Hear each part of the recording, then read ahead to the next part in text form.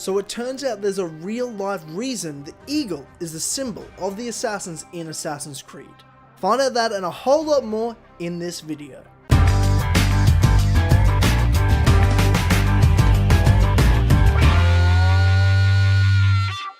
Hey guys, it is Tyler here, back with a new style of episode in the Assassin's Creed The Truth series. Now I'd like to note, the game series is something I'm not very involved in much anymore, but something I'll always have a passion for is history. So from now on, this series, Assassin's Creed The Truth, will focus on real life histories of the Assassin's Creed franchise. And to kick the theme off today, we'll be diving into the real life history of the Assassin Order that the franchise Assassin's Creed is based off of. We will be looking at the historical landscape that backdropped the time and reason the Assassin Order came in to be between the 11th and 13th centuries, their rise into infamy, and ultimately their fall. So without further ado, let's get right into it.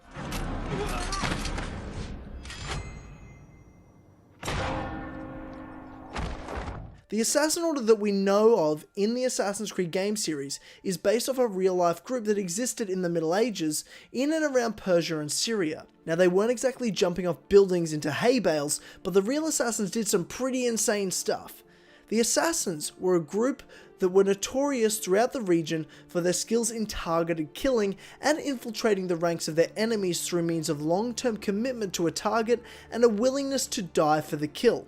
Sometimes these assassinations would take even years to complete, with the assassin having to infiltrate the inner circle of a high-ranking politician or religious leader to get close to them.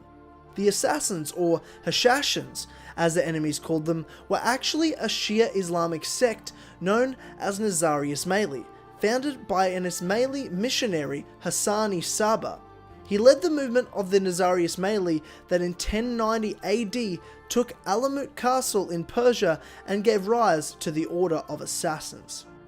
An interesting side note about the first assassin castle Alamut, the legend goes that it was built in 865 by King Wa Sudan ibn Marzuban, whose eagle flew and perched itself on the rock where the castle was later built. The king saw this as an omen and called the castle Alu Amut, or the Eagle's Teachings, which is a fun little tidbit as it is the eagle that is of major significance to the Order of the Assassins in the Assassin's Creed video games. Contrary to what you might have already heard about the real-life assassins, they most likely did not smoke hash. The Assassin Order were also known as the Hashashins by their enemies, which to many stories have been told throughout the years about their use of hash, that was further perpetuated by European crusaders who arrived in the region during the 12th century. It was claimed that the assassins committed their killings under the influence of these drugs. However, it is likely that this narrative is nothing more than fiction, as there is actually no record from Islamic sources, including their enemies, of any drug use at all. It's especially likely to be fiction due to Hassan's strict interpretation of the Quran against intoxicants. The assassins spread themselves over many mountain fortresses in Persia and Syria, including the video game's famed Masyaf Castle, to work in the shadows and fight against the Seljuk Turks, a Sunni Muslim sect who controlled Persia at the time. Based on the assassin numbers and skill, the Nizari Ismaili could not fight against their enemies in the open field. This is why they developed their tactics of working in the shadows, spying, studying their targets, infiltrating their court, and waiting for the opportune moments to strike. This would not only throw their enemies into a state of disarray, but also cause fear and paranoia to others, to the point where many viziers and sultans started wearing chainmail underneath their clothes just in case they were attacked. Now, to understand the background that laid the groundwork for the assassins to exist, and their bloody rivalry with the Seljuk, we must have an understanding of the history of Islam. There are two main sections of Islam that exist, the Sunni and the Shia. Now, there are about 1.8 billion Muslims in the world today, and approximately 10 to 13% of them are Shia Muslims, while the remainder are Sunni Muslims and sects of that faith. The main basic difference between the two started from when the Prophet Muhammad died suddenly in 632 AD without choosing a successor. The majority of his followers believed the rightful successor was his father-in-law, a man named Abu Bakr, while another small section believed the successor should be Ali ibn Abi Talib, who was the Prophet Muhammad's cousin and son-in-law. The reality was that it was Abu Bakr chosen as the heir and first Muslim caliph. It is this sect of Muslims who see Abu Bakr as the Prophet's rightful successor that are known as the Sunni. While even though Ali became the fourth Muslim caliph in 656, it is the Shia Muslims who view Ali as the rightful first successor to the Prophet. And while over many years of bloodshed, killings, including that of Ali in 661 AD, and religious growth, the political and cultural separation between the Sunni and Shia grew. Now here's where it gets even more complicated. The Assassins are an even smaller sect of Shia Islam that developed over history and political disagreements. Like the separation between the Shia and the Sunni Muslims due to the successor disputes, something very similar happened again in the Shia sect of Islam. In the late 9th century, the line of Imam in succession to the Prophet Muhammad was disputed once again. The Twelvers, the largest branch of Shia Islam, believed it to be a man named Musa al-Kadhim, while the Islami believed it to be his older brother Ishmael. By the early 10th century, the Ismaili were a recognized sect of the Islamic faith, and in 1067, a 17-year-old Hassani Saba, founder of the Assassins, converted and swore allegiance to the Fatimid Caliph, the Ismaili Islam Caliphate that spanned over much of northern African coast at the time. Over years of travel, study, and converting followers to Ismailism, Hassan became more and more committed to his faith. But guess what happened next? Yes, another succession dispute as to who would be the next Ismaili Imam. Hassan supported the current Ismaili Imam Caliph's son Nizar for this position, and eventually this succession dispute created another smaller sect of Islam known as the Nizari Ismaili. It is this sect that Hassani Saba grew and founded in Persia when he began to organize his followers against the hated Seljuks and spread them throughout the mountain fortresses including Alamut and Masyaf in Persia and Syria. It is this sect of Nizari Ismaili that became known as the Assassins. The Assassins' first notable kill came in 1092 AD when an assassin disguised himself as a Sufi mystic and stabbed and killed a vizier named Nizam al-Mulk of the Seljuk Sultanate. In the years that followed, the assassins killed many members of the Seljuk, from viziers, governors, clerics, and even military generals.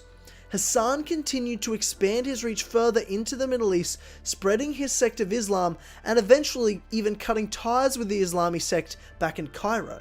In 1124, Hassani Saba died, but the Nizari continued on after him, with successors taking the sect in varying directions in the decades that followed. In the late 12th century, the leader of the Syrian Nizari became a man named Rashid ad-Din as-Sinan, who was based in the fortress of Masyaf. It is Rashid who the character Al-Mualim from the first Assassin's Creed video game is based off of. Rashid brought the assassins into conflict with Salah ad-Din, the first sultan of Egypt and Syria and a main figure during the Crusades. The assassins attempted to kill Salah ad-Din several times, but to no avail. However, these attempts led Salah ad-Din to lay siege to the assassin stronghold of Masyaf.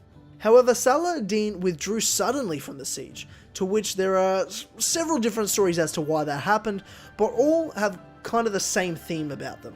One night, an assassin managed to slip by all of Salah ad-Din's guards and leave a poisoned dagger in a cake of some kind, or a poisoned cake, or simply a dagger in a note that was poisoned. There are multiple sources claiming different scenarios here, but all kind of around the same idea.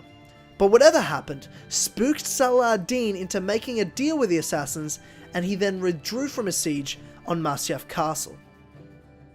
During this time in the 12th century, European crusaders began arriving in the Middle East.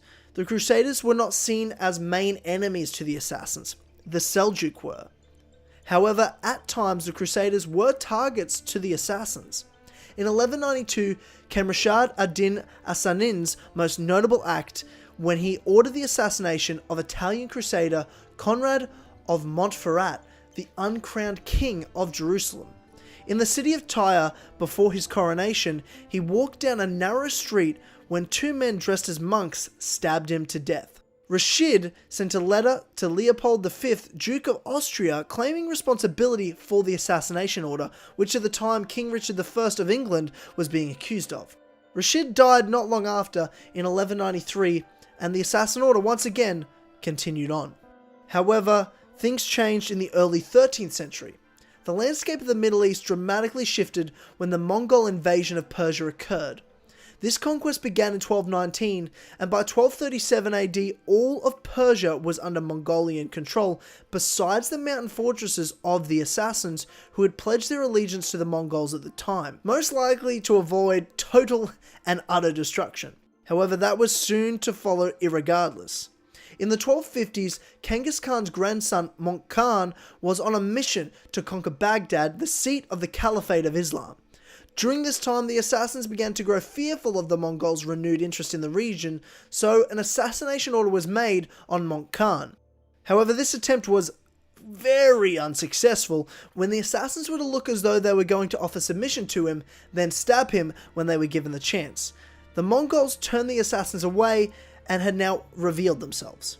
The Assassins had, for the most part, slipped under the radar of the Mongols' interest and had enjoyed a period of freedom after the Mongols' invasion. But after an unsuccessful assassination attempt of Möngke Khan, he was determined to wipe out the Assassin threat once and for all. The main Assassin stronghold of Alamut in Persia was captured by the Mongols in 1256, which housed the leader of the Assassins at the time.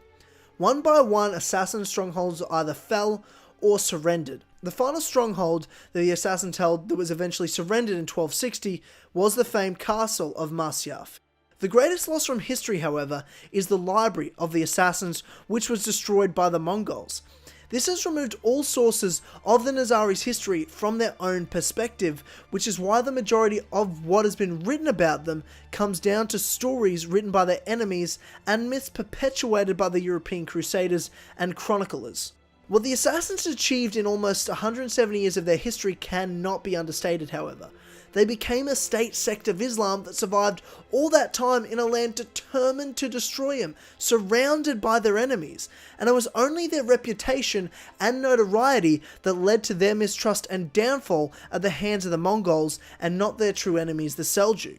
The history of the real Assassin Order is a bloody one, with ever-changing religious landscapes impacting the work they did throughout the Middle East during the 11th to 13th centuries. This group was responsible for striking fear into the hearts and minds of their enemies and turned the stories of them into legends that were told and retold even today. Though little is known about the group from their own perspective, their mysticism carried their name on in the history books of their enemies and observers. The first Assassin's Creed video game based their Assassin Order during the real Order's peak period in the 12th century, adopting the way they worked to fight and kill their enemies, the Order's strategies for living in mountain fortresses like Masyaf, and how their work had a deeper impact than we ever know on the Islamic world by their killings and influence of political and religious leaders during that time.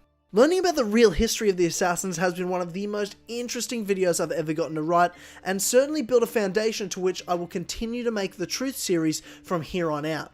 I hope you enjoyed this video. If you did, please subscribe to my channel for more, and be sure to like this video, as that is how I know videos people really are enjoying watching.